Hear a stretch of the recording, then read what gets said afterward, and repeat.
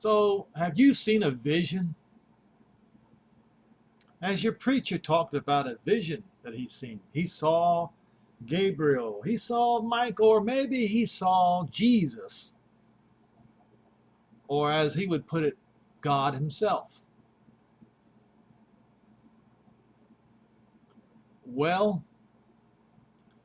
Paul has something to say about that, and I'm going to go directly there. I'm going to go to Colossians 2.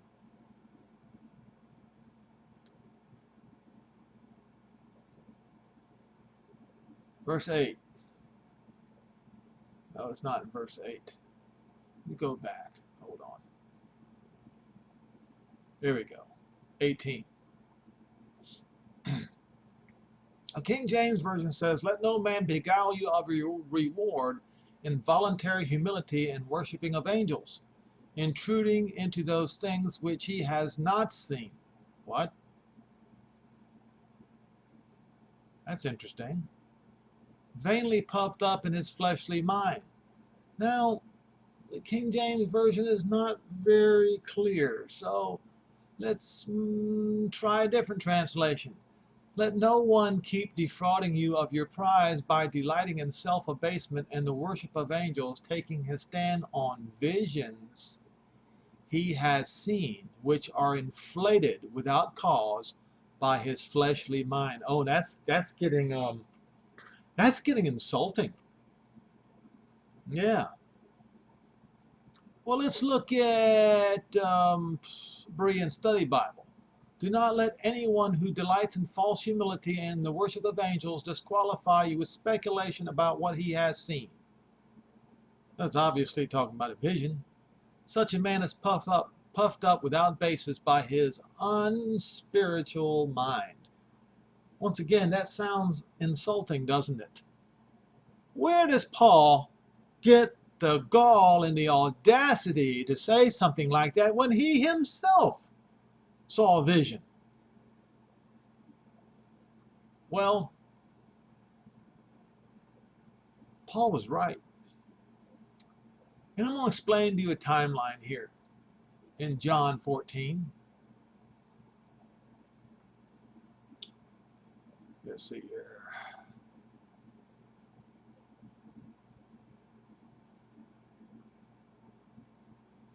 Let's start in verse 27. Peace I leave unto you, my peace I give to you. Not the way the world gives do I give it to you. Let not your heart be troubled, neither let it be afraid. Well, I just lost my place here.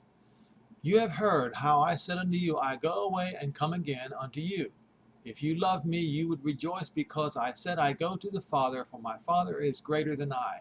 And like I have said before, as I have said many times,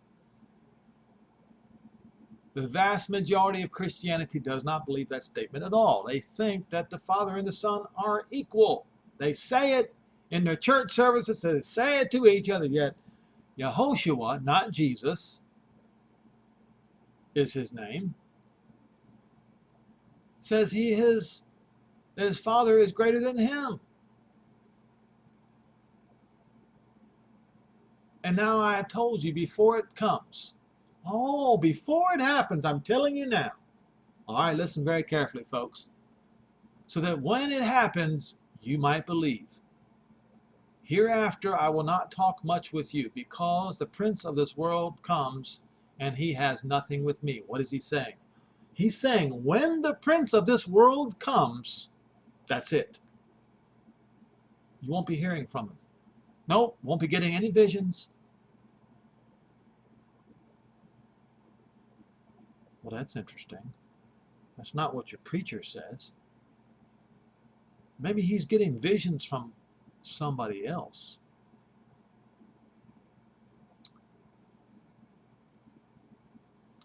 Now it says, because the prince of this world comes and he has nothing in me.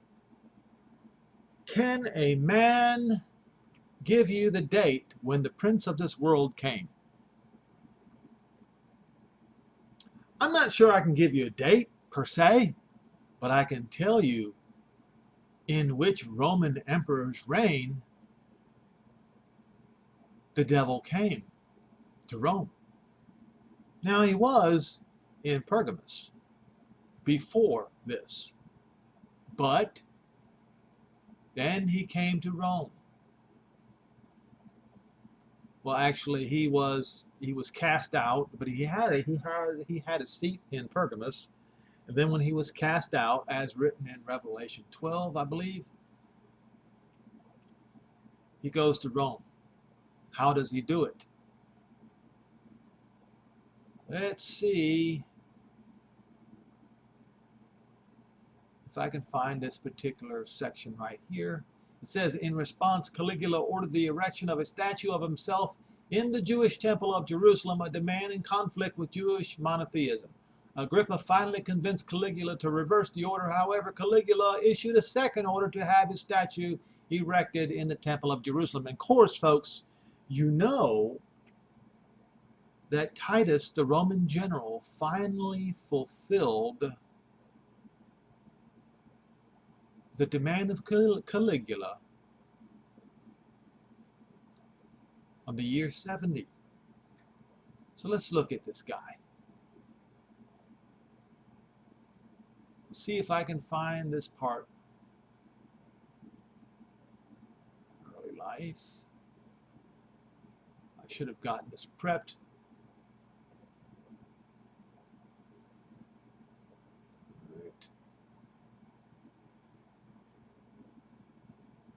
Okay, Caligula accepted the powers of the Principate as conferred by the Senate and entered Rome on 28th of March amid a crowd that hailed him as our baby,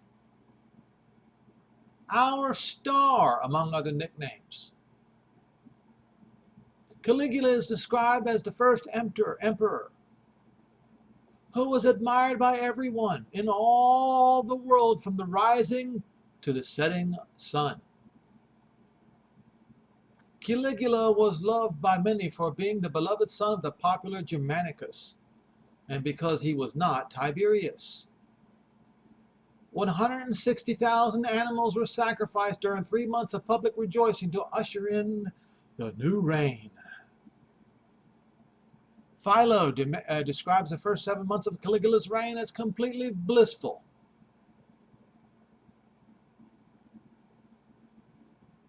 Caligula's first acts were said to be generous in spirit, though many were political in nature. To gain support, he granted bonuses to the military, including the Praetorian Guard, city troops, and the army outside Italy.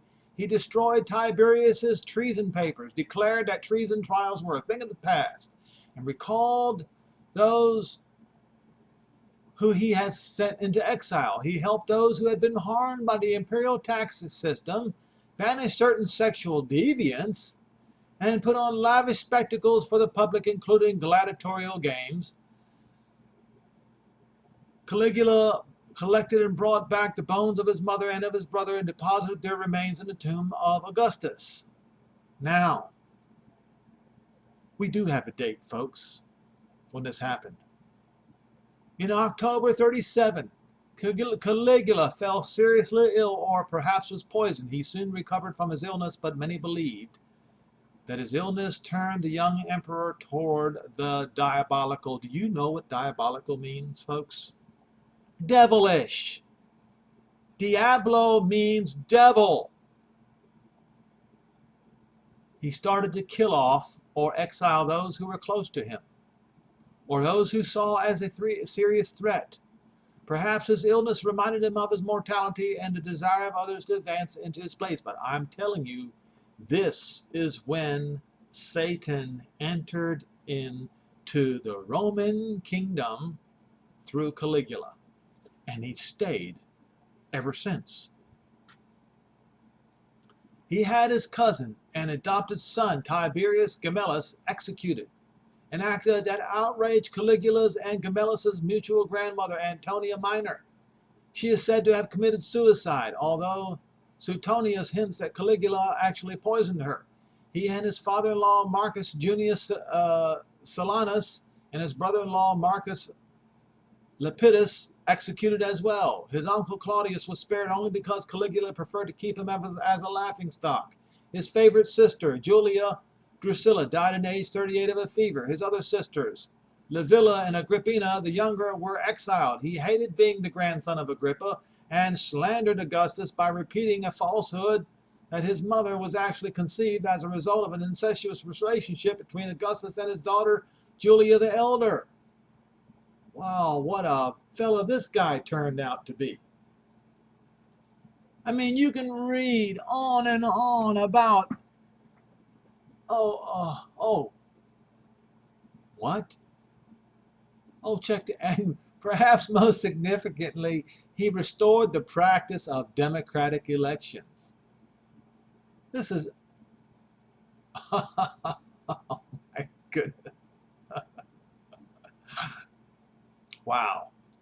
So let's go down further here. I hope I can find it. Western expansion. Claims of divinity. Here we go.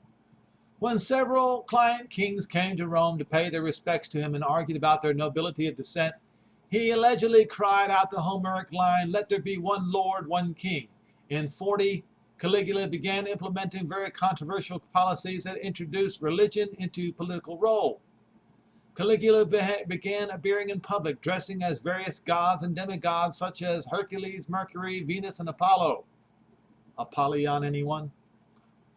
Reportedly, he began referring to himself as a god. When meeting with politicians, he was referred to as Jupiter, aka Zeus, aka Satan, on occasion in public documents. A sacred precinct was set apart for his worship at Miletus on the province of Asia, and 2 temples were erected for worship of him in Rome. The temple of Castor and Pollux on the former was linked directly to the imperial residence of the Palatine and dedicated to Caligula. He would appear there on occasion and present himself as a god to the public. Caligula had the heads removed from various statues of gods located across Rome and replaced them with his own. He said that he wished to be worshipped as Neos Helios, the new sun. Indeed, he was represented as a sun god on Egyptian coins. Now, who do you think Christians worship today? Look, let me show you.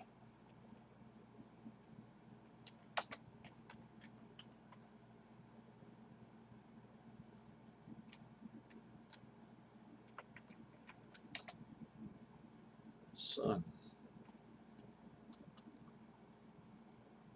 Sol Invictus, the sun god.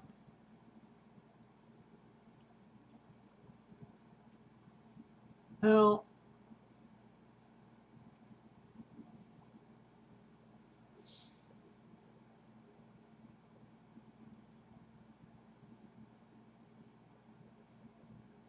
all right, Constantine, the father of modern day Christianity.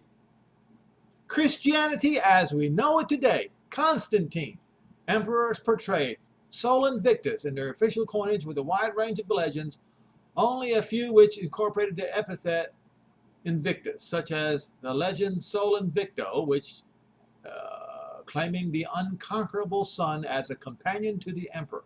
So that means that emperor worships the unconquerable sun, or Satan, the same god that Caligula, while he was devil-possessed, claimed to be. Used with particular frequency by Constantine.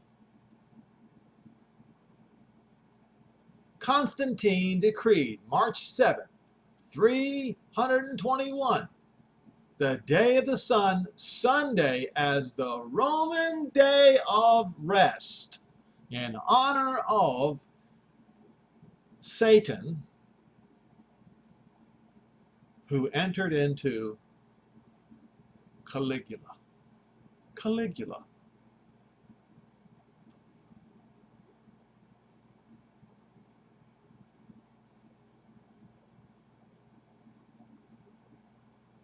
Caligula took things a step further and had those in Rome, including senators, worship him as a tangible living God, just like Antiochus IV. Okay. Now,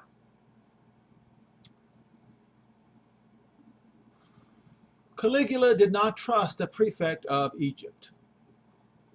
His name was Flaccus. Flaccus had been loyal to Tiberius and had conspired against Caligula's mother and had connections with the Egyptian separatists. On 38, Caligula sent Agrippa to Alexandria unannounced to check on Flaccus. According to Philo, the visit was met with jeers from the Greek population who saw Agrippa as king of the Jews. Flaccus tried to placate both the Greek population and Caligula by having statues of the emperor placed in Jewish synagogues.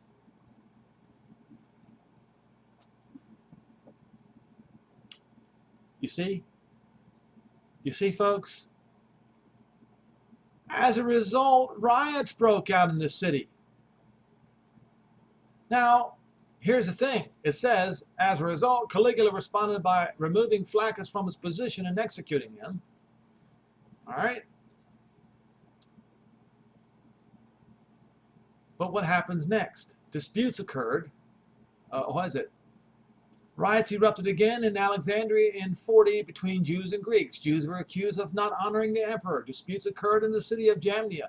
Jews were angered by the erection of a clay altar and destroyed it. In response, Caligula ordered the erection of a statue of himself in the Jewish temple of Jerusalem, a demand in conflict with Jewish monotheism. In this context, Philo wrote that Caligula regarded the Jews with the most especial suspicion, as they were the only persons who cherished wishes opposed to his.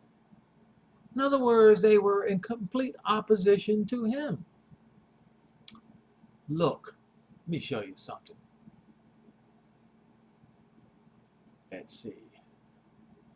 We'll get rid of this so I don't get confused here. And I'm going to change this. So, let's see here. Who opposes? There it is right here. The opposer is 2 Thessalonians 2 and verse 4. And exalts himself above everything that is called God. Well, who? Now we know who it was that Paul was talking about, don't we? 2 Thessalonians 2 and verse 4. Suddenly my internet connection is slowed down. Now look here. He will oppose. He opposed the Jews. We saw it right there. Did we not? Okay?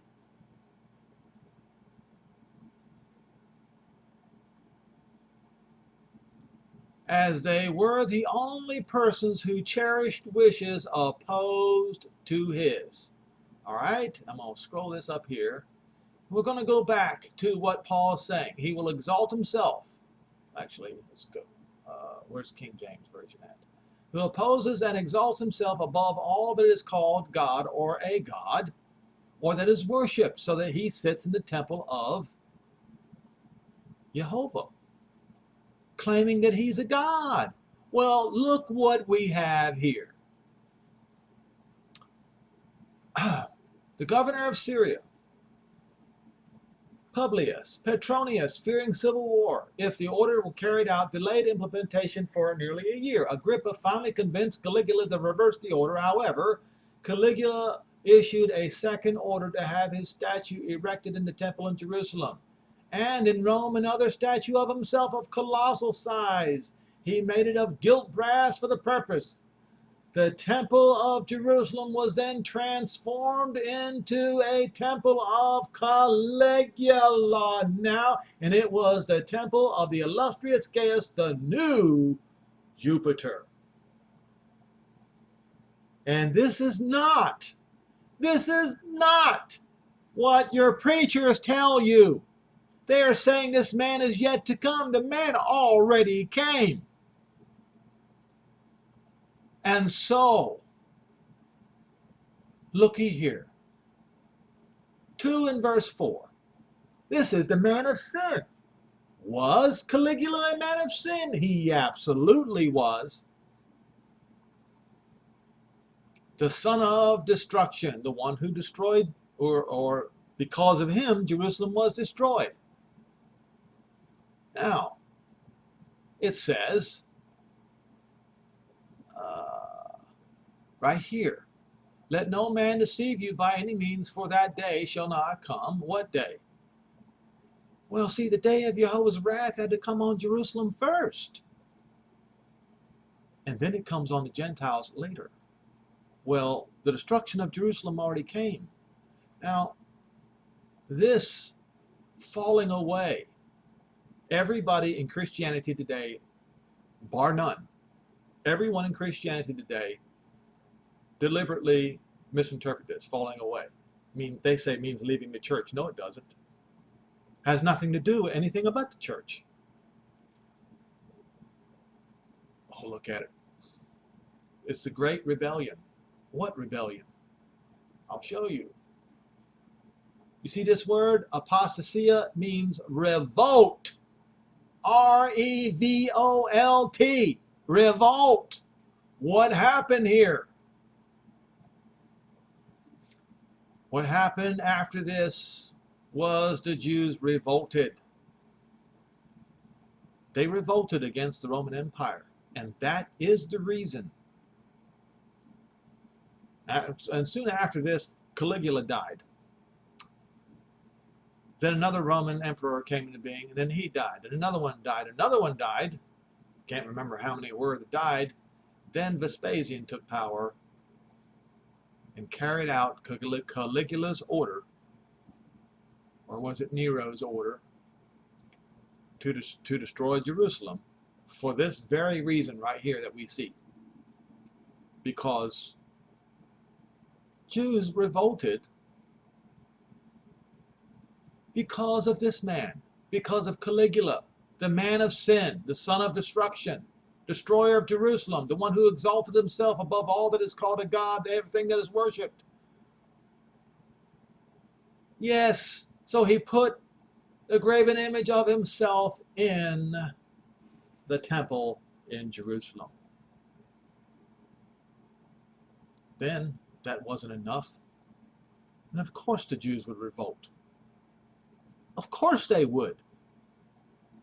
But it's in the end, when all this is ended, when you read this, you'll say, for the mystery of iniquity does already work, and it was already at work. Only him who now lets will let until he be taken out of the way, and then that wicked one be revealed, and that was Caligula. But after him, and after him, and after him, until we have today, the man who sits on the imperial seat of the Caesars is going to be the one whom the master will consume with the spirit of his mouth and shall destroy with the brightness of his coming. Even him whose coming is after the work of Satan with power, signs, and lying wonders, and my has there been all deceivableness of unrighteousness, the destroyer. Because they received not the love of the truth that they might be saved. No, they wanted to go and worship Caligula, Satan, the sun god, on Sunday, every Sunday, Easter Sunday. So, you think you saw a vision? You think you saw Jesus? Well, guess what, folks? There are going to be no visions coming until the time of the Gentiles coming to an end.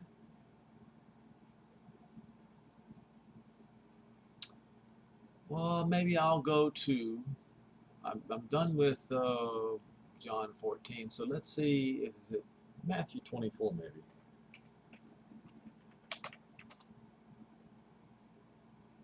Yes. I think.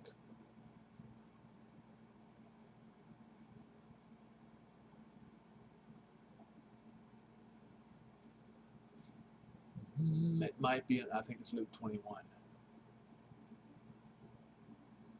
Yes, it's Luke 21. It says, Jerusalem shall be trodden down by the Gentiles until the time of the Gentiles be fulfilled. And that's the one that the preacher will not let you see. Because they are still trampling on East Jerusalem today, the Gentiles. The Muslims, the Romans, and the Orthodox, they're all doing it. Yes, Israel did get a hold of East Jerusalem, but they have not been able to remove wickedness from that city, the Gentiles from that city. But that time is going to come. The word fulfilled. Let's look it up in Strong's Concordance.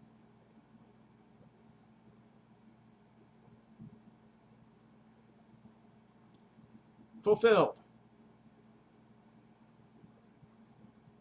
Okay. You know what an hourglass looks like? All right. In those days, hourglasses were commonly used.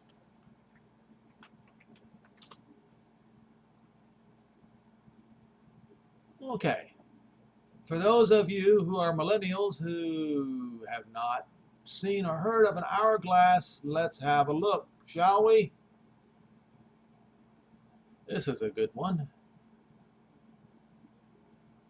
If I can get it to pull up. Oh, it's at the Home Depot. You can buy one today.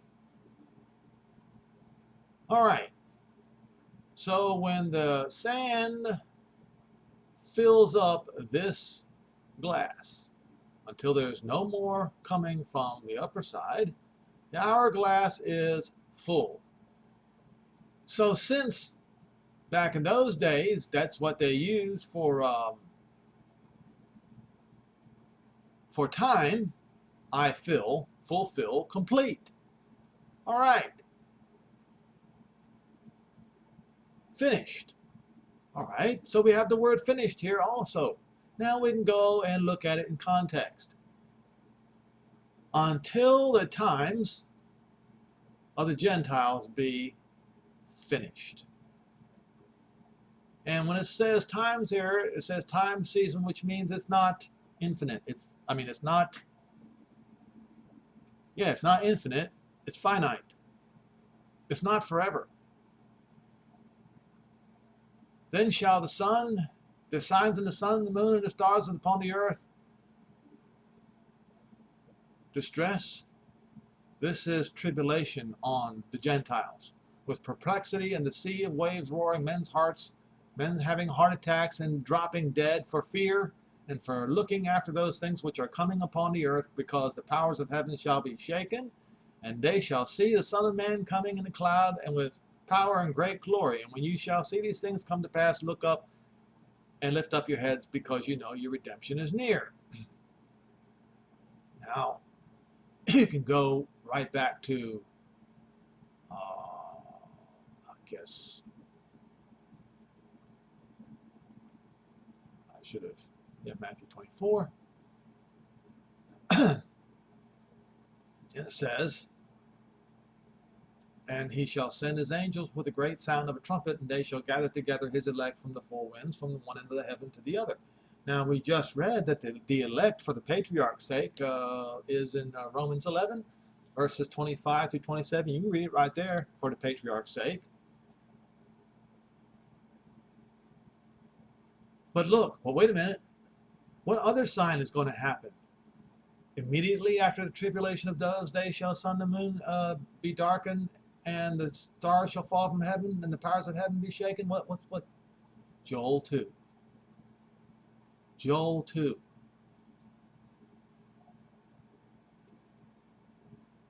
And it shall come to pass that I will pour out my spirit upon all flesh.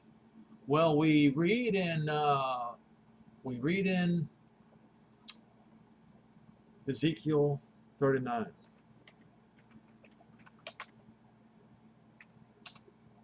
We read in Ezekiel 39 who the Holy Spirit is going to be poured out upon.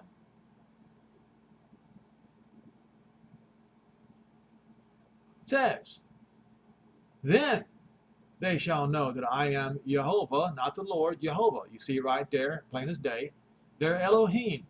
See that? Elohim, which has caused them to be led into captivity among the nations, among the heathen. But now I have gathered them back into their own land, and I have left none of them any more behind. Neither will I hide my face any more from them, because I have poured out my spirit upon the church. That's not what it says. It says upon the house of Israel, saith Jehovah Elohim. So these people who are receiving visions in Joel 2, the day of Jehovah's wrath, and indeed, if Ezekiel 38 and 39 are not the day of Jehovah's wrath, then I don't know what is. Read it for yourself and determine for yourself. So in those days, he's going to pour out his spirit, obviously, according to Ezekiel 38 and 39, upon Israel.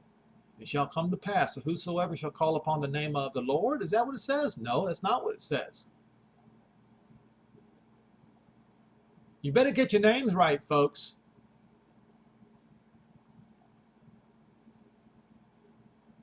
Jehovah. Whosoever shall call upon the name of Jehovah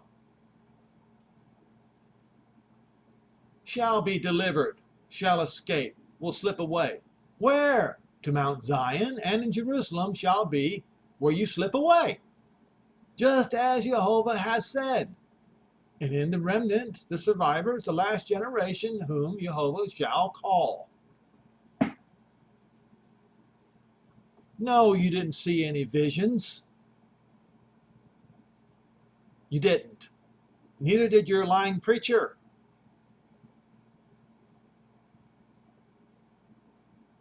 Truth. Learn it.